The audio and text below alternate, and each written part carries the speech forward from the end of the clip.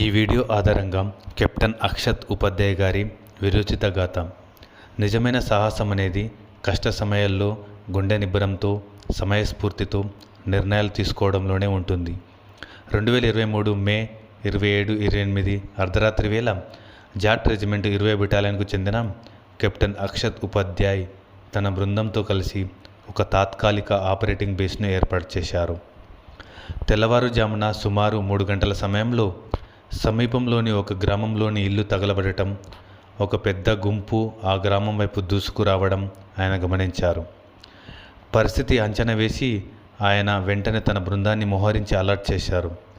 ఆ మరుక్షణమే తగలబడుతున్న ఇంటి వైపు నుండి ఉగ్రవాదులు ఆటోమేటిక్ ఆయుధాలతో విచక్షణారహితంగా కాల్పులు జరపడం ప్రారంభించారు. అటువంటి క్లిష్ట సమయంలో కూడా కెప్టెన్ అక్షత్ ఉపాధ్యాయ్ ఏమాత్రం అధైర్యపడకుండా తన అద్భుతమైన వ్యూహాత్మక చతురతతో ఎదురుకాల్పులు జరిపారు. శత్రులు బుల్లెట్ల వర్షంలోనే చాకచక్యంగా ముందుకు కదులుతూ ఉగ్రవాదుల దాడులకు ధీటైన సమాధానం ఇచ్చారు.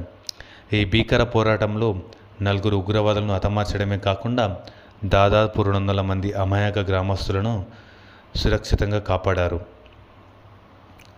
దేశ రక్షణలో ఆయన చూపిన ఈ అసాధారణ పరాక్రమానికి, అద్వితీయ సాహసానికి గుర్తింపుగా భారత ప్రభుత్వం ఆయనకు శౌర్యచక్ర పురస్కారాన్ని అందించింది.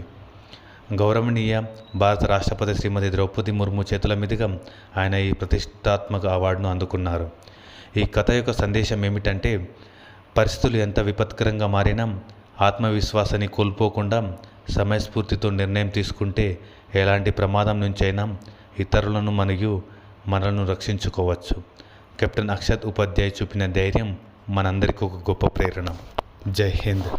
अत्यंत वीरता, अद्वितीय साहस एवं सामरिक कौशलता का उच्चतम उदाहरण प्रस्तुत किया कैप्टन अक्षत उपाध्याय।